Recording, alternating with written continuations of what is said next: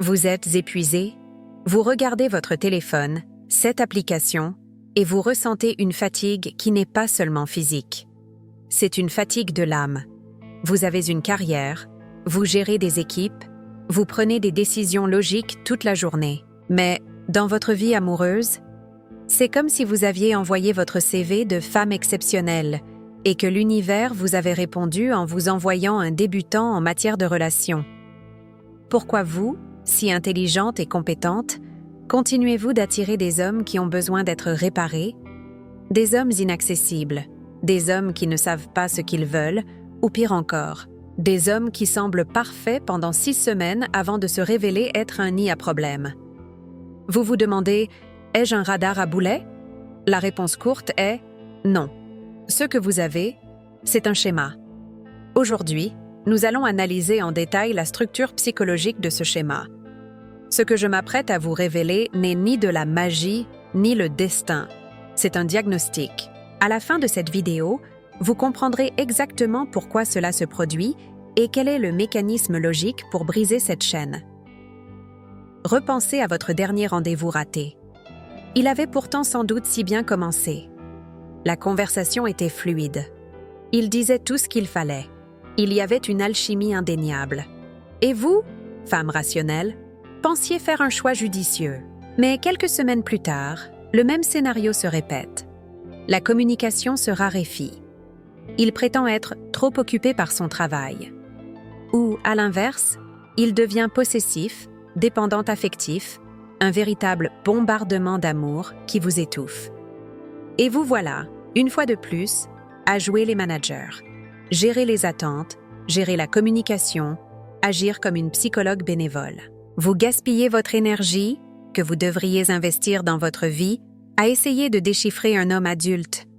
Vous êtes frustré car votre efficacité au travail ne se traduit pas par une efficacité en amour. Vous vous sentez trop forte ou intimidante pour les hommes. Permettez-moi de vous rassurer, vous n'êtes pas trop forte. Vous utilisez simplement la mauvaise méthode. Vous essayez de naviguer dans un labyrinthe émotionnel en vous servant du mauvais plan. Vous gaspillez votre ressource la plus précieuse, le temps. Chaque cycle de 6 mois avec le mauvais homme, ce sont 6 mois perdus à jamais. Le coût d'opportunité est astronomique. Ce gaspillage de temps et d'énergie s'explique par une raison principale, l'absence de système. Au travail, vous avez une méthode. Pour vos investissements, vous avez une méthode. Mais pour vos relations, vous vous fiez à la chance ou à l'alchimie. L'alchimie, c'est l'étincelle. Ce n'est pas elle qui soutient l'édifice. Ce qui le soutient, c'est la structure. C'est la qualification. C'est ce que j'appelle le processus de sélection. Le terme « vetting », vérification, est un terme anglais utilisé dans le domaine de la sécurité et des affaires pour désigner une enquête approfondie. Il s'agit d'un processus de qualification et non d'impression. Quand vous cessez d'essayer d'être choisi et que vous commencez à être celle qui choisit de manière logique, la donne change complètement. Vous cessez de réagir aux hommes et commencez à sélectionner activement ceux qui méritent votre temps. C'est précisément ce dont je parle dans mon guide principal, le processus de sélection. Mais avant de parler d'outils, il nous faut comprendre le logiciel. Que se passe-t-il dans votre tête? Pourquoi votre série de malchance est-elle en réalité un programme mental? Examinons le premier diagramme. Le premier schéma psychologique, le plus puissant, est ce que Freud appelait la compulsion de répétition. En termes simples, nous ne recherchons pas ce qui est sain, nous recherchons ce qui est familier. Si votre première expérience de amour ou de soin durant votre enfance a été liée au chaos, à l'imprévisibilité, à la nécessité de gagner l'affection ou à une figure émotionnellement distante, votre système nerveux a été câblé en conséquence. Ce n'est pas ce que vous voulez. C'est ce que votre subconscient reconnaît. Votre radar à homme est en réalité une boussole de précision pointée vers votre blessure originelle. Vous ne choisissez pas un homme inaccessible au hasard. Vous le choisissez parce que son indisponibilité est le langage de l'amour que vous avez appris à parler couramment dès l'enfance. La dimension psychologique sous-jacente est profonde. Carl Jung parlait de l'ombre. Nous sommes attirés par ce que nous refoulons ou par ce qui reflète nos blessures non résolues. Le docteur John Gottman, l'un des plus grands spécialistes des relations, observe que nous choisissons souvent des partenaires qui nous offrent la possibilité de réparer symboliquement le passé. Le problème? Votre partenaire n'est pas psychologue et votre relation actuelle n'est pas un lieu pour revivre des traumatismes d'enfance. Vous essayez de gagner une partie déjà terminée en misant votre avenir là-dessus. Prenons un exemple concret. Pensons à Carla. Carla est une cadre supérieure accomplie. Elle a grandi avec un père brillant, mais alcoolique et imprévisible. Pour elle, l'amour était un mélange toxique d'admiration intense et d'angoisse paralysante.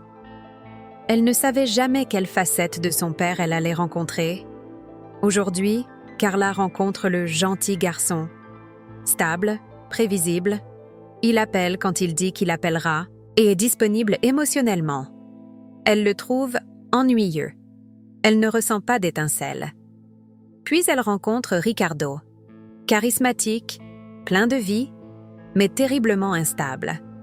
Il disparaît pendant 3 jours et réapparaît avec une histoire incroyable et des excuses captivantes. Le système de Carla s'illumine comme un sapin de Noël. L'angoisse qu'elle ressent n'est pas de la passion. C'est le traumatisme de son enfance qui lui dit « Je sais comment jouer à ce jeu ». Elle confond angoisse et amour.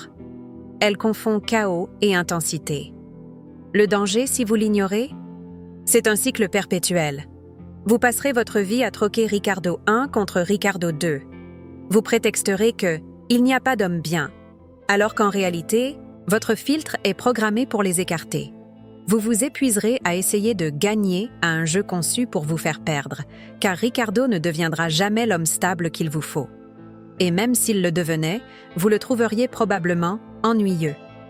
La solution MAV, femme de grande valeur, dans ce cas précis, n'est pas une thérapie, mais une prise de conscience tactique. La stratégie consiste à calibrer. Il est essentiel de dissocier consciemment l'anxiété de la passion.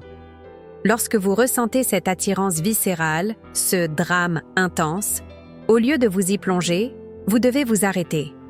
Vous devez activer votre cortex préfrontal, votre côté logique.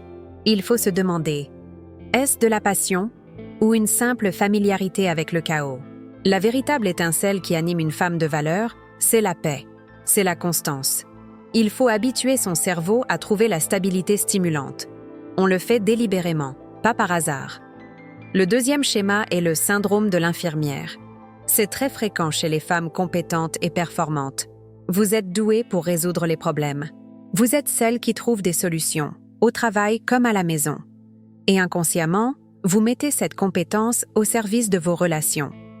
Vous ne cherchez pas un partenaire, vous cherchez un projet.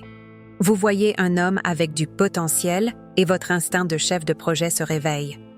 Vous pensez, il est super, il a juste besoin de quelques petits ajustements. Le hic, c'est votre attirance pour les hommes qui ont besoin d'être réparés. La psychologie sous-jacente est une distorsion du concept de soin. Dans son ouvrage classique « La danse de la colère », le docteur Harriet Lerner parle de hyperfonctionnement. Les femmes qui s'investissent à l'excès dans leurs relations finissent par attirer et garder des hommes qui n'en font pas assez. C'est une danse dysfonctionnelle et parfaitement chorégraphiée. Vous vous sentez utile et maîtresse de la situation en l'aidant à organiser sa vie, à trouver un meilleur emploi, à gérer son ex. Mais ce n'est pas un partenariat, c'est du maternage, gratuitement. Vous avez l'impression de maîtriser la situation, mais en réalité, vous vous épuisez. Votre hyperfonctionnement engendre son hypofonctionnement. Prenons le cas de Juliana. Avocate chevronnée, elle gagne bien sa vie, est respectée et prend des décisions qui coûtent des millions d'euros. Elle rencontre Marcos. Marcos est créatif, un artiste à fort potentiel, mais traverse une période difficile depuis 5 ans. Il n'a pas d'emploi stable, ses finances sont catastrophiques et il blâme le système. Juliana s'y investit à fond. Elle peaufine son CV. Elle paie son loyer juste pour ce mois-ci. Elle lui donne des conseils de carrière. Elle utilise son réseau pour essayer de lui trouver un emploi. Elle se sent puissante. Elle est amoureuse de l'idée d'être la femme qui a transformé sa vie. Elle devient son agent, sa mécène et sa conseillère. Le danger? C'est un piège narcissique. D'abord, vous devenez indispensable. Ensuite, vous commencez à lui en vouloir. Il n'y arrivera jamais, car s'il y arrivait, il n'aurait plus besoin de vous. Ou pire, il y parvient en se servant de vous comme tremplin. Puis il vous larguera pour une femme qui ne l'associe pas à ses pires moments. Vous investissez dans des actions en chute libre. Le docteur Ramani Durvasula, spécialiste du narcissisme, est formel. On ne peut pas corriger un trait de personnalité par l'amour et la logique. C'est comme essayer de combler un gouffre sans fond avec toute son énergie vitale. La solution MAV, les frontières. La stratégie ici est le confinement. Une femme de valeur inspire un homme par l'exemple, pas en faisant les choses pour lui. Votre rôle n'est pas d'être son mentor professionnel, mais son partenaire. Et pour être son partenaire, il doit être à votre niveau, ou du moins indépendant. La règle est simple. Évaluez l'homme tel qu'il est aujourd'hui, et non tel qu'il pourrait être dans 5 ans avec votre aide. S'il n'est pas là où vous avez besoin qu'il soit, il est une distraction, pas un partenaire potentiel. Ceci nous amène directement au 3e schéma, une variante subtile mais mortelle. Le syndrome du potentiel ou la dépendance à la simulation du futur. C'est là qu'intervient le love bombing. Contrairement au syndrome de l'infirmière, où vous décidez de prendre en charge un projet, ici c'est l'homme qui décide de vous vendre un projet. Il vend un avenir radieux, qui n'arrivera jamais. C'est le roi des promesses, l'architecte de châteaux en Espagne. Le manque de chance ici, c'est votre incapacité à distinguer les promesses des preuves.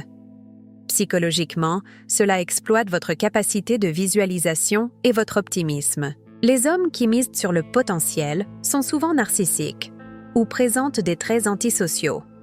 Ils excellent dans l'art de l'imitation. Durant les premières semaines, ils vous observent attentivement. Vous lui dites vouloir voyager en Italie? Il répond « J'ai toujours rêvé de louer une villa en Toscane. On le fera. » Vous lui dites vouloir des enfants? Il dit « Je veux être un père présent, pas comme le mien.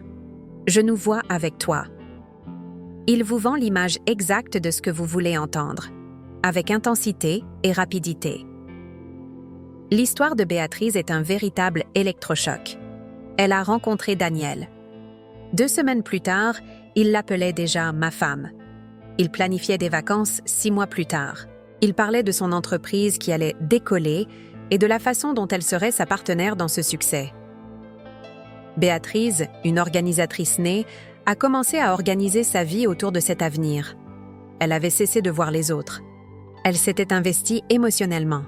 Elle avait commencé à rêver de la villa en Toscane. 3 mois plus tard, les affaires ne décollaient pas. Les vacances furent reportées. Toute communication fut rompue. Daniel n'était pas amoureux d'elle. Il était amoureux de l'idée d'avoir une femme comme elle pour valider son potentiel. Il se servait d'elle comme d'un carburant narcissique pour se sentir bien dans sa peau. Le danger, c'est la perte d'investissement. Vous passez des mois, voire des années, à attendre un retour sur investissement. C'est ce que les économistes appellent le biais des coûts irrécupérables, dans sa forme la plus dévastatrice. Vous persistez dans cette relation non pas parce qu'elle est fructueuse aujourd'hui, mais parce que vous avez déjà trop investi. Vous êtes coincé dans un avenir qui n'existe que dans votre imagination et dans ses paroles. La solution MAV est un audit. La stratégie est la suivante. Des actes, pas des paroles. Une femme de grande valeur a un filtre strict pour les promesses en l'air. La règle est « Je n'écoute pas ce que tu dis, je regarde ce que tu fais ». Le potentiel n'a aucune importance. Ce qui compte, c'est le précédent. A-t-il toujours tenu ses promesses avant vous? A-t-il toujours fait preuve de stabilité financière et émotionnelle avant de vous connaître? Sinon, il s'agit d'une arnaque. Votre processus de sélection doit se baser sur des données concrètes et non sur de belles promesses. Le 4e schéma est peut-être le plus tactique de tous. Le mauvais réglage des signaux d'alarme, les fameux red flags. Votre malchance ne vient pas du fait que vous attirez les hommes à problème. C'est que vous ignorez les premiers signaux d'alarme qu'ils vous donnent parce que vous vous concentrez sur la chimie ou le potentiel. Les femmes de valeur, surtout les analytiques, ont tendance à rationaliser les mauvais comportements. Vous utilisez votre intelligence contre vous-même. Le phénomène psychologique en jeu est la dissonance cognitive. Il s'agit du malaise mental ressenti lorsqu'on est confronté à deux croyances opposées. C'est un homme formidable et il a été impoli avec le serveur. Au lieu d'accepter la seconde option, un fait qui révèle un trait de caractère, vous recherchez une justification pour l'associer à la première impression, un sentiment basé sur l'attirance. Oh, il a dû passer une mauvaise journée. Il est juste stressé par son travail. Il a été désagréable avec moi, mais c'est parce qu'il m'aime et qu'il a peur de me perdre. Le docteur Ramani Durvasula appelle cela le brouillard traumatique. On devient complice de sa propre auto-illusion, utilisant son esprit logique pour créer des récits qui justifient l'injustifiable. Prenons l'exemple de Sofia. Lors de leur 3e rendez-vous, son cavalier, Claudio, fait une blague désobligeante et misogyne sur son ex, un red flag évident de manque de respect et de ressentiment persistant. Sofia s'est sentie mal à l'aise. Mais comme Claudio était beau, brillant et que l'alchimie entre eux était indéniable, elle s'est dit « Elle a dû être vraiment horrible pour qu'il parle comme ça. » Elle a laissé passer. 6 mois plus tard, Sofia était devenue son ex horrible, qu'il dénigrait auprès de la femme suivante. Le schéma s'est répété, car les schémas se répètent toujours. Le danger, c'est que ces signaux avant-coureurs ne s'atténuent pas avec le temps. Ils deviennent des comportements installés. L'homme qui, au départ, se contente de consulter votre téléphone est celui qui, plus tard, scrutera vos amitiés. L'homme qui plaisante en vous rabaissant devant ses amis finira par recourir aux insultes. Un manque d'intégrité dans les petites choses, la façon dont il traite sa famille, dont il parle de ses subordonnés, se traduit par un manque d'intégrité dans les grandes. La fidélité, le respect, la solution MAVE, la tolérance zéro. Pendant la période des évaluations. La stratégie consiste à faire confiance au comportement. Les 90 premiers jours d'une relation ne sont pas consacrés à tomber amoureux. Ils sont consacrés à recueillir des informations. Vous êtes une détective, pas une princesse. Quand vous repérez un problème, vous ne le justifiez pas. Vous le notez. C'est là qu'une méthode s'avère cruciale. Car la chimie risque de vous aveugler. La logique doit prévaloir. Et c'est précisément pourquoi la chimie est un piètre guide. Votre logique a besoin d'outils. Il est impossible pour votre cerveau, submergé par la dopamine d'une nouvelle histoire, de se souvenir de tous les points de contrôle. C'est pourquoi, dans le cadre du kit Vetting Pro, j'ai créé la liste de contrôle des 30 signaux d'alarme immédiats. Ce n'est pas un guide de conseils superficiels. C'est un outil de diagnostic rigoureux. C'est un PDF qui vous sert à vérifier les faits et non votre intuition. Si vous avez du mal à distinguer l'intuition des faits, si vous avez tendance à accorder une seconde chance aux red flags les plus évidents, cette liste de contrôle vous permettra de garder les pieds sur terre. C'est l'un des outils avancés que je propose à celles qui décident d'arrêter de choisir en se basant sur leurs sentiments et de commencer à choisir avec une stratégie. Nous reparlerons du kit complet plus tard, mais pour l'instant, retenez ceci. Si vous ne savez pas ce que vous cherchez, vous ne le trouverez pas. Et que se passe-t-il lorsque vous trouvez quelqu'un qui remplit tous ces critères? Cela nous amène au 5e schéma, le plus ironique de tous. Le rejet de l'homme bien, ou ce que j'appelle le calibrage de l'ennui. Voici le schéma où c'est vous qui partez. Cet homme est gentil, il est fiable, il est intègre, il vous traite avec respect, il répond aux messages, il fait des projets. Et vous? Vous le trouvez ennuyeux. Vous avez l'impression qu'il lui manque quelque chose. Votre malchance, ici, c'est un système nerveux accro au drame. Le mécanisme psychologique sous-jacent est la dépendance au cortisol. Si vous avez grandi dans un environnement chaotique, comme illustré dans le schéma 1, votre système nerveux est habitué aux pics d'anxiété, cortisol et de soulagement, dopamine. Le drame est votre zone de confort. Une relation saine, fondée sur un attachement sécure, paraît plate, car elle est stable. Il n'y a pas de pic de cortisol, pas de drame, pas de décharge de dopamine après une dispute et une réconciliation. Comme le souligne le Dr John Gottman, les relations réussies reposent sur de petites interactions positives et sur la prévisibilité, et non sur de grands gestes romantiques ponctués de disputes explosives.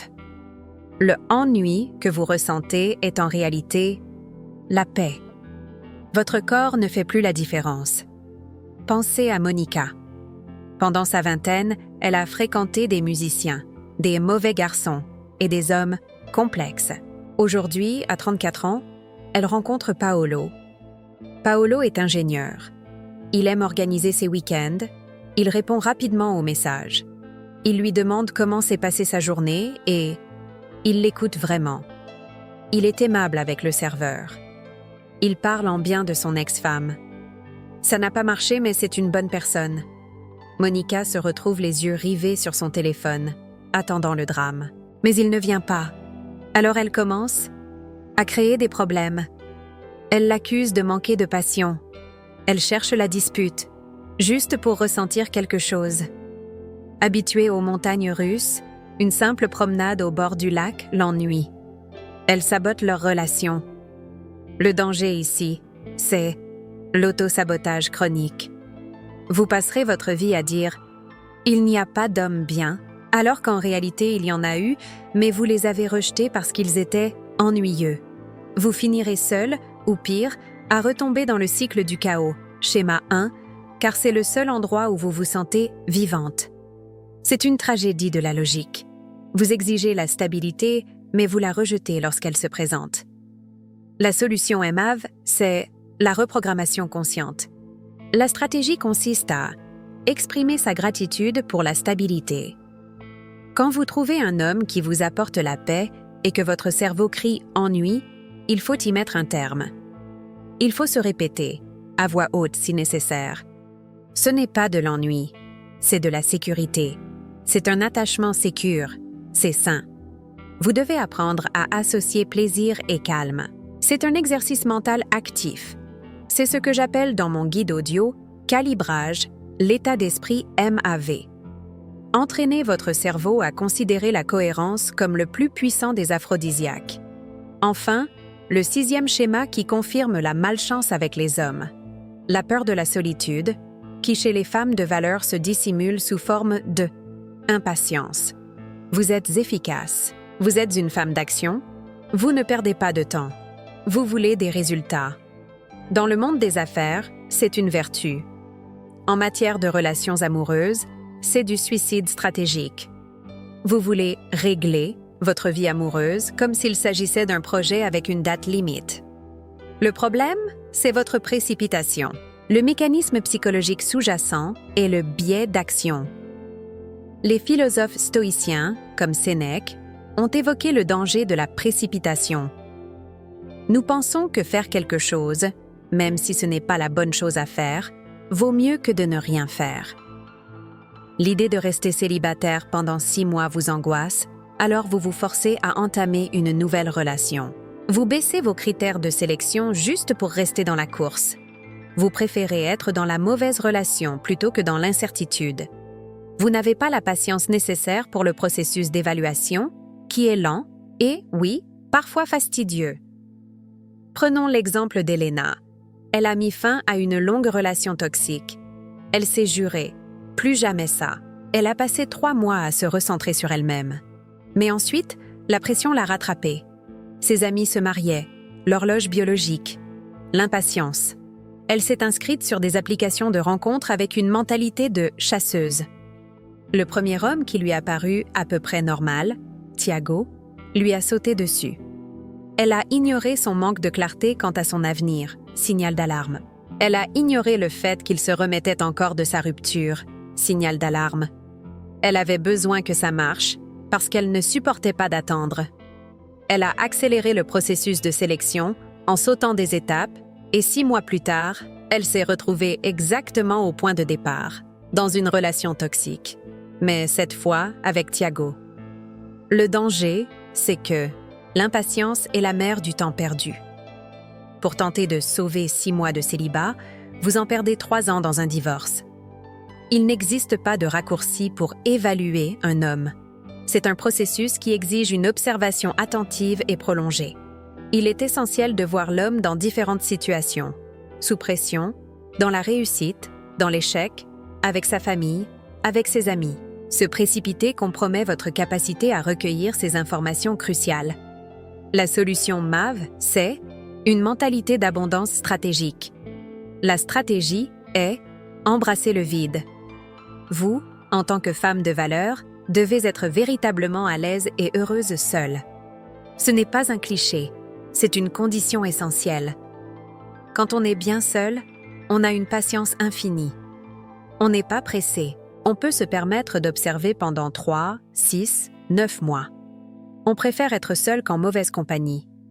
La patience devient votre arme la plus puissante. Vous n'acceptez que l'extraordinaire, car le ordinaire, être seul, est déjà excellent. Ce que nous venons d'analyser n'est pas de la malchance. Ce n'est pas le destin. Ce n'est pas l'univers. C'est une combinaison de programmes qui fonctionnent dans votre subconscient. La série de malchance se manifeste par une compulsion à la répétition, le syndrome de l'infirmière, l'addiction au potentiel, l'aveuglement face aux signaux d'alarme, le rejet de la stabilité et l'impatience déguisée en peur. Vous n'êtes pas cassé. Vous utilisez simplement un logiciel obsolète. La bonne nouvelle, c'est que les logiciels peuvent être mis à jour. L'état d'esprit MAV ne consiste pas à changer qui vous êtes, mais à utiliser votre logique, vos forces et votre indépendance en votre faveur, et non contre vous-même. Il s'agit d'arrêter d'utiliser son intelligence pour justifier le mauvais comportement des hommes et de commencer à l'utiliser pour filtrer ceux qui ne méritent pas votre temps. La mise à jour de ce logiciel nécessite 2 choses. Une décision interne de cesser d'accepter moins que ce que vous méritez et les outils externes nécessaires pour mettre en œuvre cette décision. La décision vous appartient. Je peux vous fournir les outils. Si vous êtes las des cycles répétitifs et prête à mettre en place un système de qualification logique et efficace, j'ai structuré le processus complet. Mon e-book principal, le processus de sélection, le guide de la femme de valeur pour qualifier les hommes et arrêter de perdre du temps. Voici votre nouveau système d'exploitation. Il vous guide pas à pas dans la collecte de données et non d'émotions. Mais je ne me suis pas arrêtée là. Pour vous assurer de la mise en pratique du plan, j'ai ajouté 3 bonus essentiels. Le premier est le guide, le profil magnétique MAV, qui vous permettra d'attirer les bonnes personnes vers vos applications et non des projets à redresser. Le deuxième est l'arsenal des questions clés, car la sélection se fait grâce à des questions tactiques, et je vous fournirai les scripts exacts. Enfin, le troisième est le guide audio, calibrage, l'état d'esprit MAV, pour entraîner votre cerveau à associer sérénité et passion. Vous obtiendrez tout cela en achetant le guide principal. Pour les femmes comme moi qui privilégient une efficacité maximale, il existe également le kit Vetting Pro, qui comprend la liste des 30 signaux d'alarme, le guide post-premier rendez-vous, pour apaiser l'angoisse de savoir « va-t-il rappeler ?», et le manuel des limites, avec des exemples de phrases pour dire non sans culpabiliser. Le choix vous appartient. Vous pouvez continuer à essayer de déchiffrer ce chaos, ou vous pouvez installer un système. Le lien vers l'offre complète se trouve dans le premier commentaire épinglé sous cette vidéo. Le changement commence par la prise de conscience. À présent, j'aimerais vous entendre. Parmi les 6 schémas que nous avons abordés aujourd'hui, la compulsion de répétition, l'infirmière, le potentiel, les signaux d'alarme, le rejet du gentil garçon ou l'impatience. Lequel avez-vous le plus reconnu dans votre propre histoire? Partagez votre expérience dans les commentaires. Ici, pas de jugement, juste des stratégies.